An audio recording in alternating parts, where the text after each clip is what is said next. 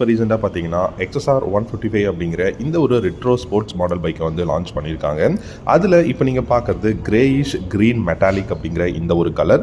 இந்த கலரோட ப்ரைஸ் பார்த்தீங்கன்னா 1,51,493 ரூபா கொடுத்துருக்காங்க. உங்களை எத்தனை பேருக்கு இந்த க்ரீன் கலர் பிடிச்சிருக்கு அப்படிங்கிறத கமெண்ட் செக்ஷனில் கமெண்ட் பண்ணுங்கள். நீங்கள் இன்னும் நம்ம சேனலை சப்ஸ்கிரைப் பண்ணலாம், சப்ஸ்கிரைப் பண்ணிக்கோங்க. இந்த Yamahaவோட XSR மாடல் பார்த்தீங்க அப்படின்னா இன்னைக்கு இந்தியாவில் ஒரு டாக் ஆஃப் தி டவுனாகவே இருக்குது. அதுக்கு ரீசன் என்னென்னா, இது ஒரு ஸ்போர்ட்ஸ் ஹெரிட்டேஜ் மாடல், ஒரு விண்டேஜ் லுக்கில் இருக்கக்கூடிய ரெட்ரோ ரோட்ஸ்டர் அப்படின்னு கூட சொல்லலாம்.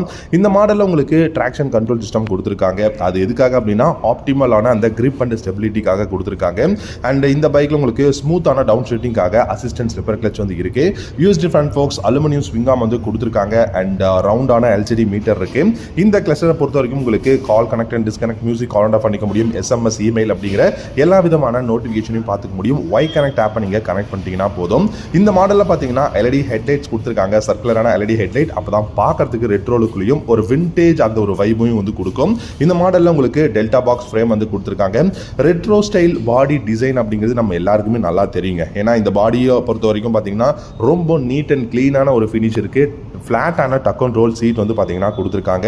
அண்ட் இதில் உங்களுக்கு ரேடியல் டயர்ஸ் இருக்குங்க. ரியரை பொறுத்த வரைக்கும் 140 mm ரேடியல் டயர் வந்து கொடுத்துருக்காங்க. Front and rear single disc brake, dual channel ABS இருக்கு.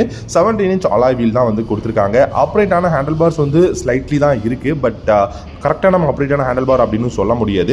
பட் நீங்கள் ஒரு 5.5 அந்த மாதிரியான ஒரு ஃபீட்டில் இருக்கீங்க அப்படிங்கும்போது ரொம்ப ரொம்ப கம்ஃபர்டபுளாக இருக்கும். அதுக்கு மேலே இருந்தால் ரொம்ப கம்ஃபர்டபுள்.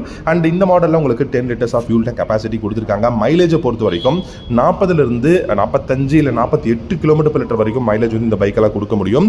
இந்த கிரீன் கலர் உங்களுக்கு பிடிச்சிருக்கா அப்படிங்கிறத கமெண்ட் செக்ஷனில் கமெண்ட் பண்ணிவிட்டு நம்ம சேனலையும் சப்ஸ்கிரைப் பண்ணிக்கோங்க. தேங்க்யூ ஸோ மச் ஃபார் வாட்சிங். அடுத்த ஒரு வீடியோவில் பார்க்கலாம். Have a good